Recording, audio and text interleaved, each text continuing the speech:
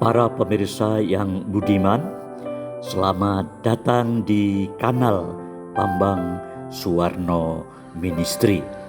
Sebelum menikmati video tayangan kami, mohon agar Anda berkenan untuk mengklik tombol subscribe, like, dan share agar kanal ini bisa menjadi berkat bagi lebih banyak lagi pemirsa. Selamat menyaksikan.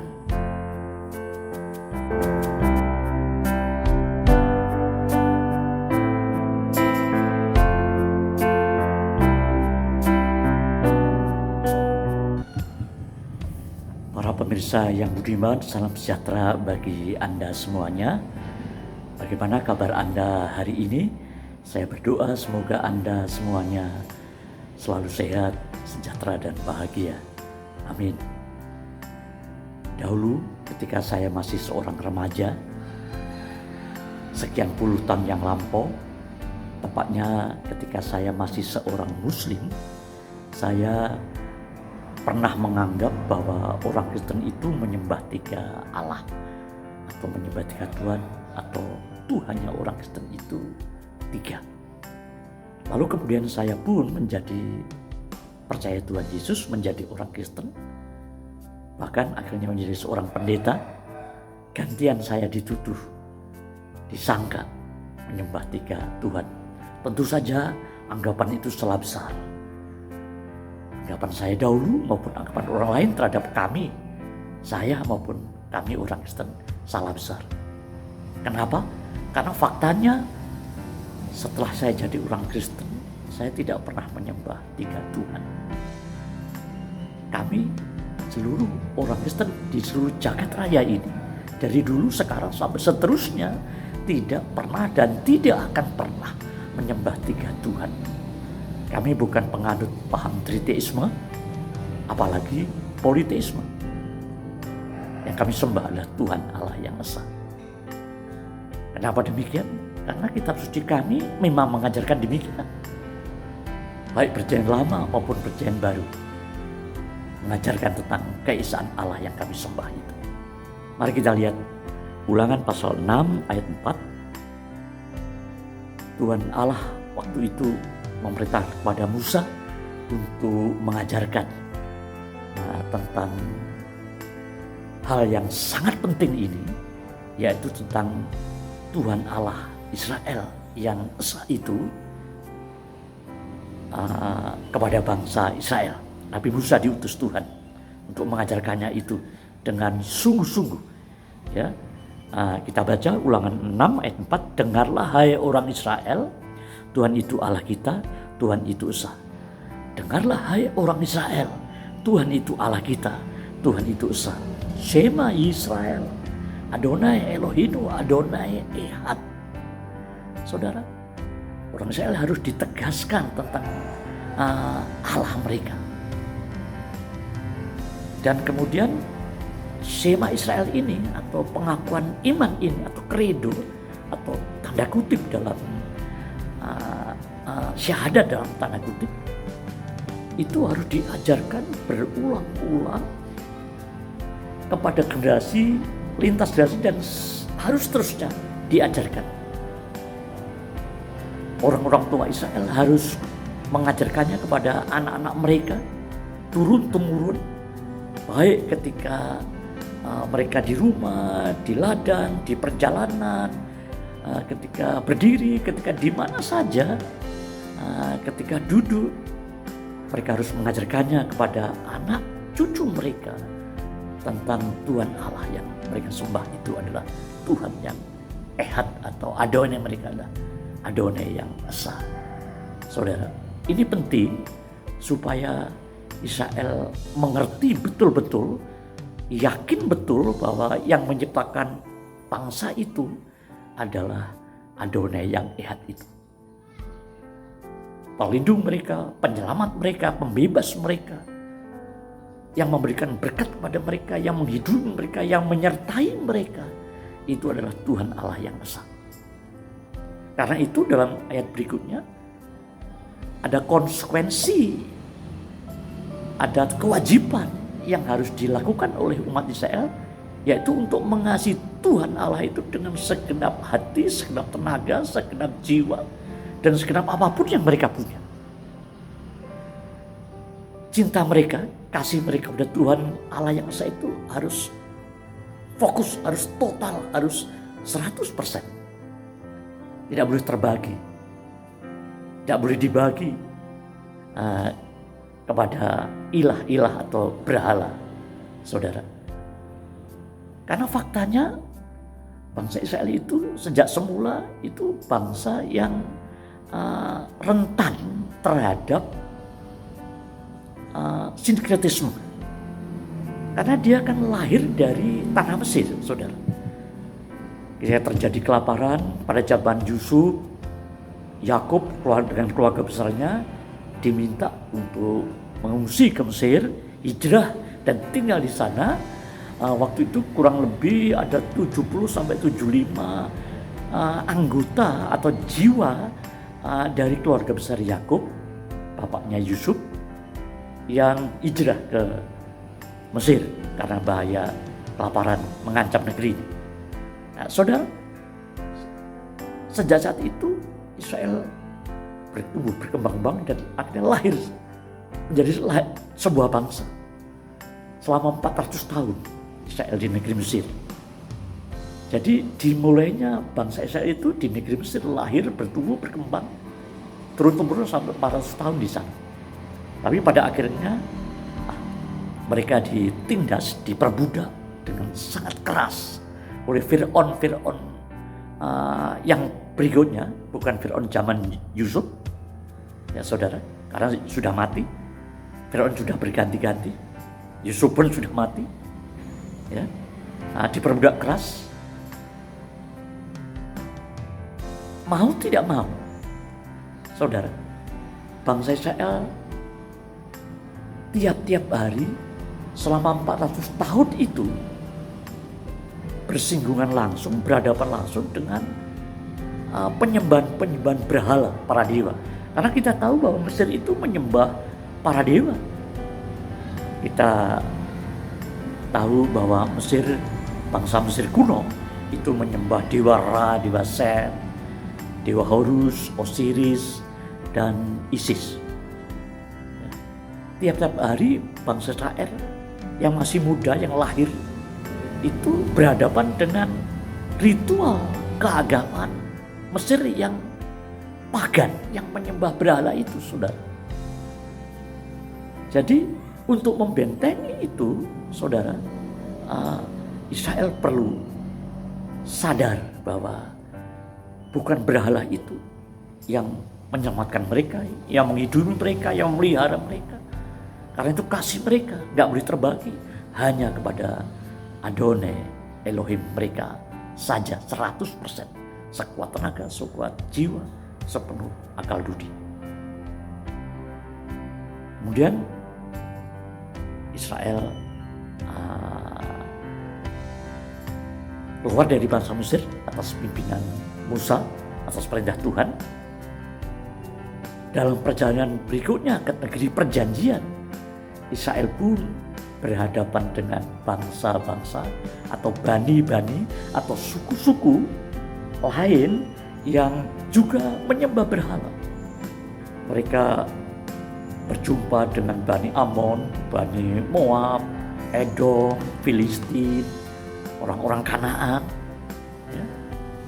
Mau tidak mau Israel terpengaruh, saudara.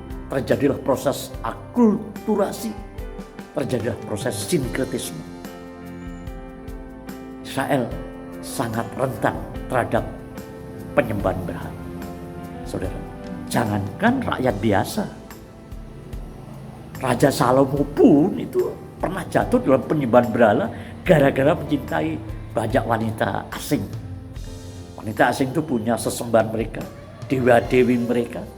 Dan Raja Salomo yang hebat, yang penuh hikmat, yang kaya, yang punya kuasa, yang termasuk itu bisa jatuh dalam penyembahan berhala.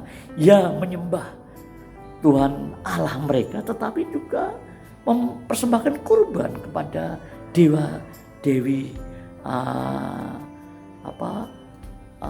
istri-istri atau wanita-wanita yang dia cintai itu.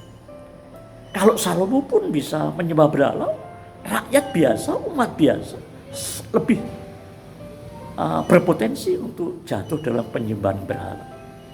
Karena kita tahu bahwa negeri bangsa Kanaan, bangsa-bangsa di Kanaan yang dimana Israel itu tinggal hidup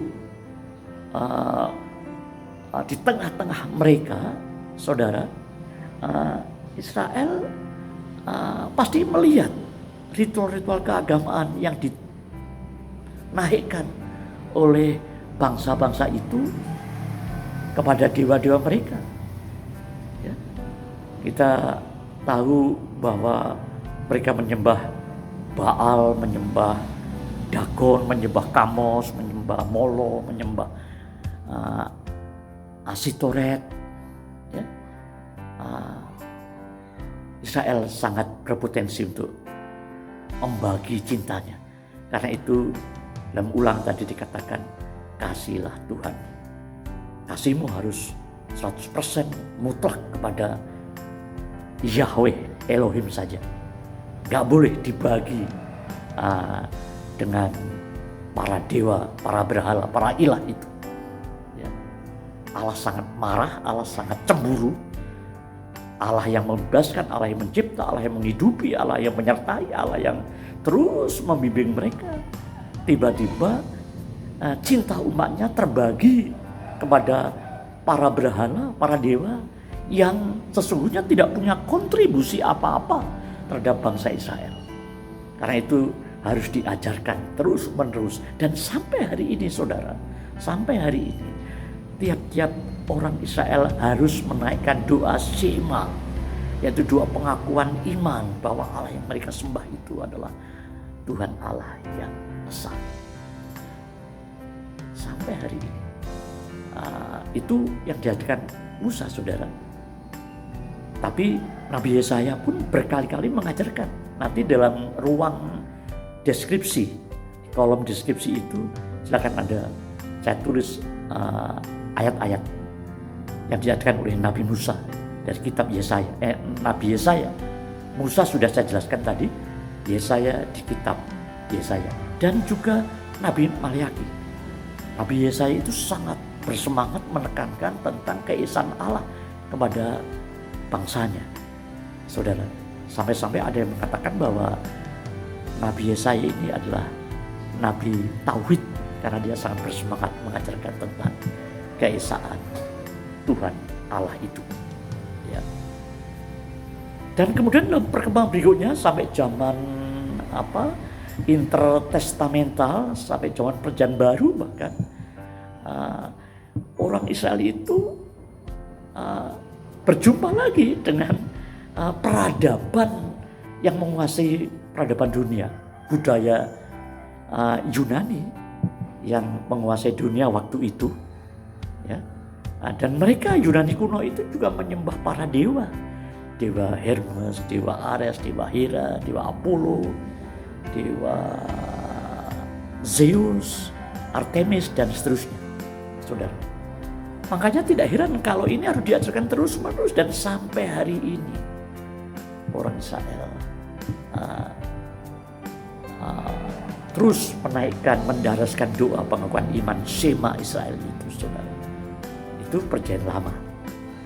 Perjanjian baru pun kekristenan mengajarkan tentang Tuhan Allah yang kami sembah adalah Tuhan Esa. Tuhan Yesus sendiri dalam Markus pasal 12 ayat 29, saudara. Markus 12 ayat 29. Tuhan Yesus ketika ditanya oleh seorang ahli Taurat, hukum manakah yang paling utama?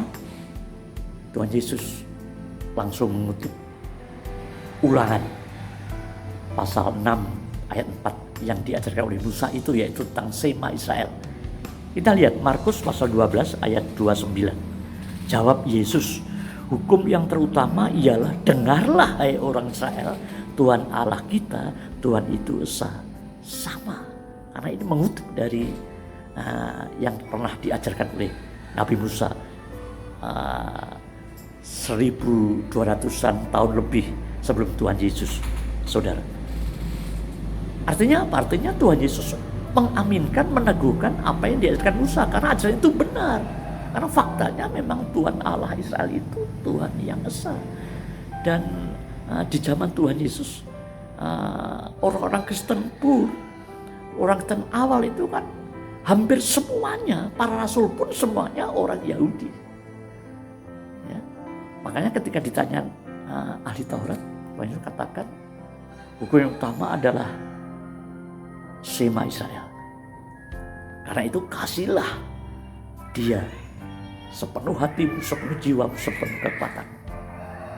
Tidak boleh dibagi dengan sesembahan yang lain. Orang Israel maupun orang Kristen tidak boleh melakukan praktek-praktek sinkretisme. Ya, menyembah Yahweh, menyembah Bapa, tetapi juga menyembah sesembahan yang lain. Tidak bisa seperti itu. Ya. Karena itu mendengar jawaban Tuhan Yesus itu dalam ayat 32, ahli Taurat itu membenarkannya. Benar, katamu itu tepat, Guru. Bahwa Tuhan Allah kita itu Tuhan yang esa. Saudara, itu Tuhan Yesus mengutip dari kitab Ulangan. Tetapi juga dalam Yohanes pasal 5 ayat 44, Injil Yohanes pasal 5 ayat 44, Tuhan Yesus juga mengatakan demikian. Bagaimanakah kamu dapat percaya, kamu yang menerima hormat seorang dari yang lain, dan yang tidak mencari hormat yang datang daripada Allah yang esa. Allah yang esa. Kalau Tuhan Yesus sendiri sudah mengajarkan bahwa Allah yang kami sembah itu Tuhan Allah yang esa, maka itu pasti benar, 100% benar, dan saya mutlak percaya, absolut mempercayainya, mengimaninya. Jadi keyakinan iman atau monoteisme Israel yang dimulai dari sebagai bangsa, dimulai dari zaman Musa itu juga adalah keyakinan iman orang Kristen. Karena orang Kristen awal itu orang-orang Yahudi yang sudah biasa, yang tiap hari pun waktu itu mengucapkan Shema Israel. Ya. Jadi baik orang Yahudi, orang Israel, bangsa maupun kekristenan yang dipimpin oleh Tuhan Yesus itu menyembah Tuhan Allah yang esa. Nanti di ruang deskripsi ajaran dari Rasul Paulus, penulis kitab Yudas juga saya cantumkan. Anda bisa lihat di sana. Intinya bahwa yang kami sembah adalah Tuhan Allah yang esa. Kalau Tuhan Yesus sendiri sudah katakan itu, maka itu pasti benar dan mutlak benar, absolut, mutlak untuk diimani dan dipercayai. Jadi jelas kami menyembah Tuhan Allah yang esa, bukan triteisme, bukan politeisme, tapi yang kami sembah adalah Tuhan Allah yang esa. Tapi bagaimana dengan Bapa, Putra, dan Roh Kudus? Saudara, tentang hal itu, tentang Bapa, Putra, Roh Kudus, atau disebut dengan Allah Tritunggal, itu akan saya jelaskan secara ringkas dan simple pada video saya berikutnya. Tapi dalam video kali ini, intinya saya sudah mengklarifikasi supaya tidak terjadi kesalahpahaman atau kegagalpahaman bahwa yang kami sembah atau yang disembah oleh umat Kristen di dunia dahulu, sekarang sampai seterusnya itu adalah Tuhan Allah yang esa. Justru sebelum saya menjelaskan tentang Allah Tritunggal atau ketritunggalan Allah, saya perlu menjelaskan tentang keesaan Allah terlebih dahulu. Karena kalau kita paham tentang keesaan Allah, kita akan mudah memahami tentang keritunggalan Allah. Demikianlah kiranya menjadi berkat bagi Anda semuanya. Dan sebelum pamit, saya mohon dengan hormat para pemirsa berkenan untuk mengklik tombol share supaya semakin banyak menjadi berkat dari kanal Bambang Suwarno Ministry ini, saudara, menjadi berkat lebih banyak lagi. Mengklik like, mengklik subscribe supaya kanal ini sungguh bisa bermanfaat sebesar-besarnya bagi siapapun yang menyaksikannya. Salam sejahtera. Sekian, terima kasih atas perhatian saudara.